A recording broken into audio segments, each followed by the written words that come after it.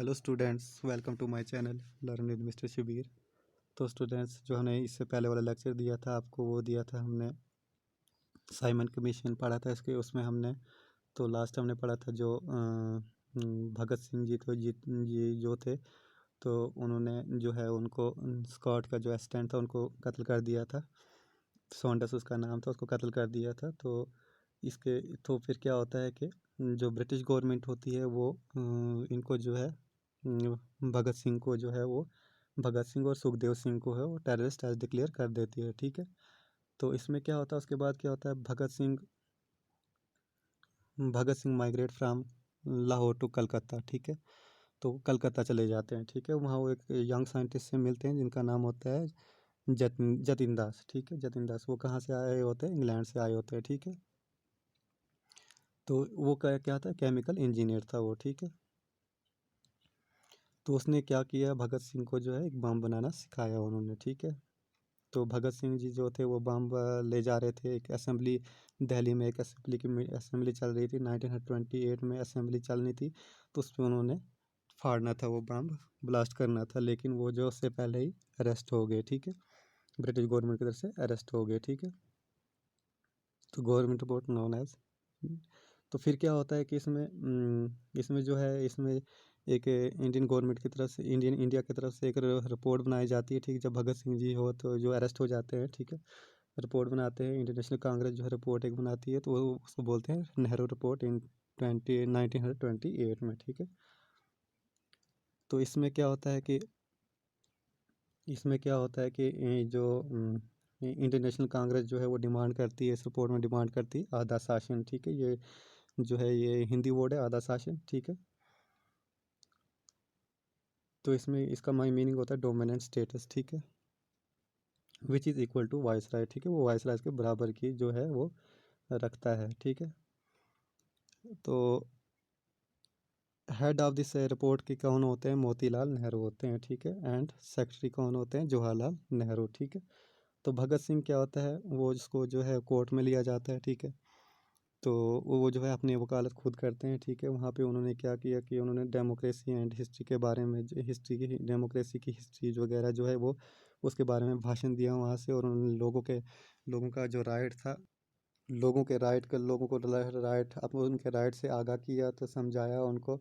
तो वहाँ से उन्होंने भाषण दिया, उनको कोर्ट से भाषण दिया, तो वो एक आइडल बन गए, इंडियन यूथ के लिए एक आइडल बन गए। ठीक है, तो फिर क्या होता है कि तो फिर क्या होता है कि उन्होंने क्या किया कि भगत सिंह ने जो उन्होंने डिमांड की वहाँ से पूर्ण स्वराज की, यानी कि फुल ऑटोनॉमी। ठीक है, यानी कि टोटली इंडिपेंडेंट।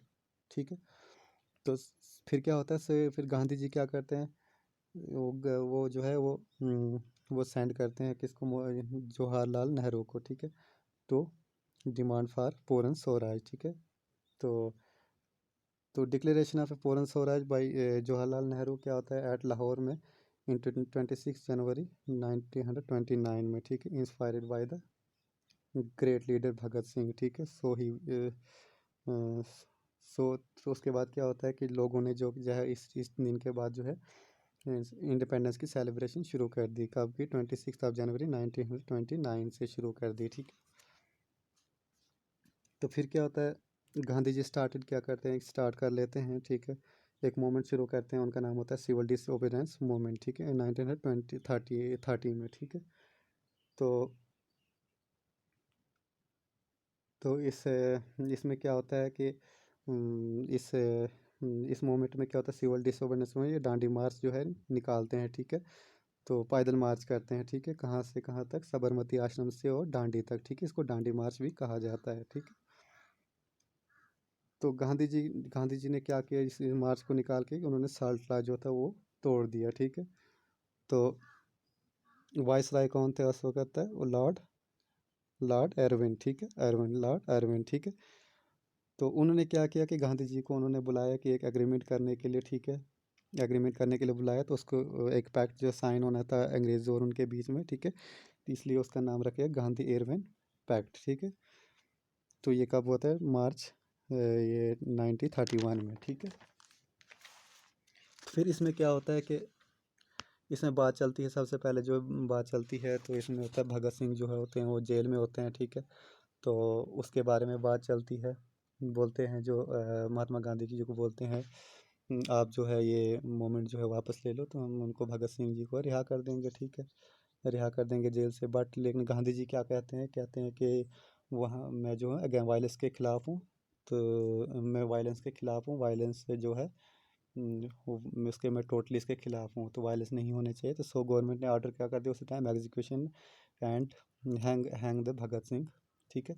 तो उन्होंने फांसी की सज़ा दे दी भगत सिंह को, ठीक है, इन 23 मार्च 1931 में, ठीक है। तो फिर उसके बाद क्या होता है, इसमें क्या होता है, साइमन कमीशन जो है वो रिपोर्ट अपना जारी करती है 1930 में, ठीक है। तो फिर उसके बाद क्या होता है, फर्स्ट राउंड टेबल कॉन्फ्रेंस जो होती है, इसमें जो है 1913 में होती है, ठीक है, एट लंदन में होती है, ठीक है। इंडियन नेशनल कांग्रेस इसे इग्नोर कर लेती है, ठीक है, इसमें कोई शिरकत नहीं करती इस कॉन्फ्रेंस में। तो लेकिन क्या होता है कि भीमराव अम्बेडकर जो थे, B R Ambedkar join this conference, ठीक है। ब्रिटिश ने उसको क्या किया, भड़काया, और जो है अम्बेडकर जी जो थे वो एंटी गांधी बन गए, ठीक है। तो सेकंड राउंड टेबल कॉन्फ्रेंस होती है फिर 1932 में, ठीक है। Indian national Congress join this conference, ठीक है, इसको ज्वाइन करती है, ठीक है। महात्मा गांधी जो है इसके महात्मा गांधी एंड सरोजिनी नायडू ज्वाइन, ठीक है। आईएनसी की तरफ से कौन जाते हैं, महात्मा गांधी और सरोजिनी नायडू जाते हैं, ठीक है। इस कॉन्फ्रेंस में क्या होता है कि ब्रिटिश डिक्लेयर करते हैं, ठीक है, ब्रिटिश कम कम्युनल अवार्ड, ठीक है, देते हैं, ठीक है, रम से। इसका मीनिंग होता है रम से मैकडोनल्ड अवार्ड देते हैं, ठीक है, इन 1932 में, ठीक है। Gandhi ji was anti of this award, ठीक है, वो इस अवार्ड के एंटी थे, ठीक है। सो ही सेंट टू जेल, ठीक है। इसलिए जो है महात्मा गांधी जो है वो जेल में भेज दिए गए, ठीक है। तो वहाँ क्या किया जेल में इन्होंने, महात्मा गांधी ने की जेल में क्या किया, उन्होंने भूख हड़ताल की बात की ही, ठीक है। तो कब तक, टिल डेथ तक उन्होंने भूख हड़ताल करने का जो है वो ठान ली, ठीक है। तो इन 1932 में क्या होता है, 27 दिन तक उन्होंने जो है वो कुछ खाया पिया नहीं।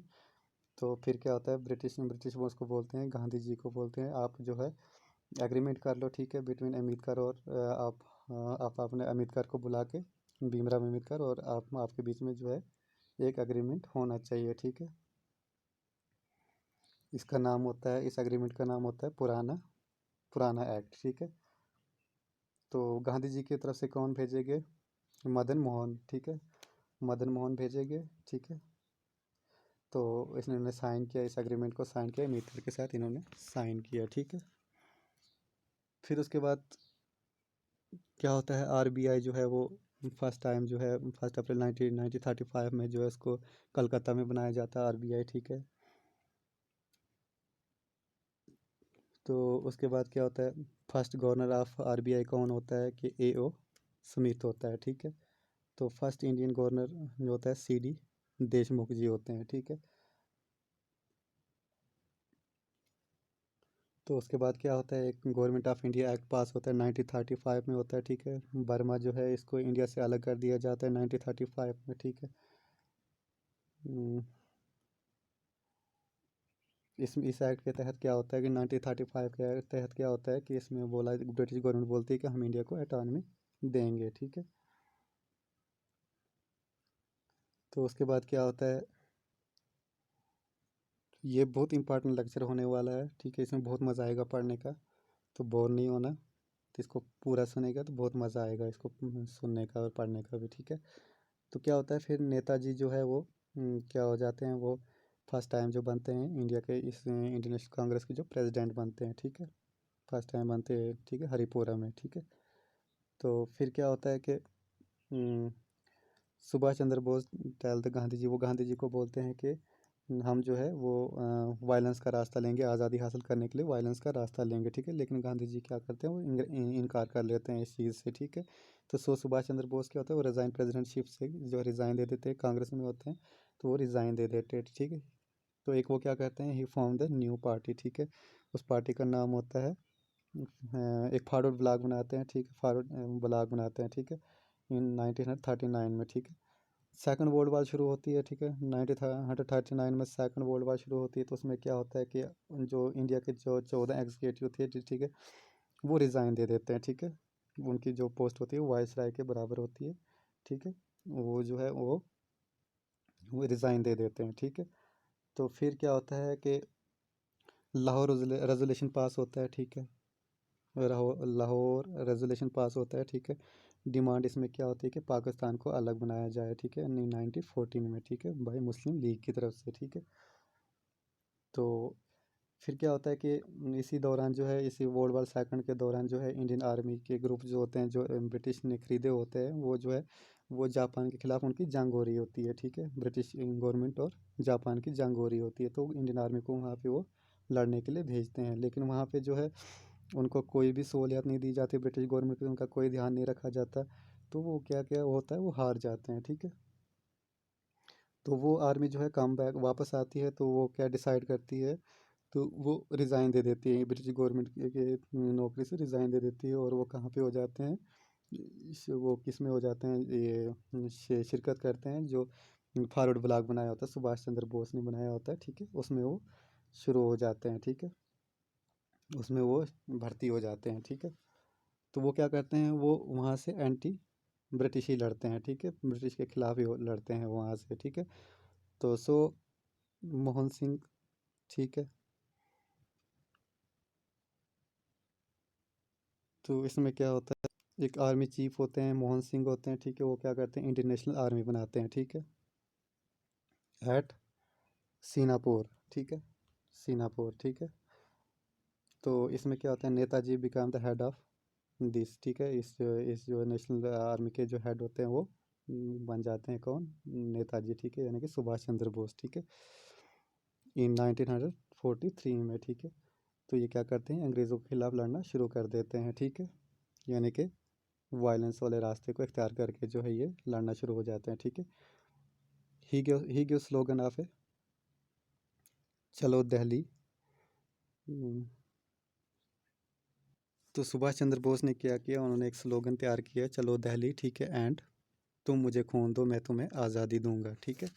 तो ये स्लोगन जो है बहुत मशहूर स्लोगन है।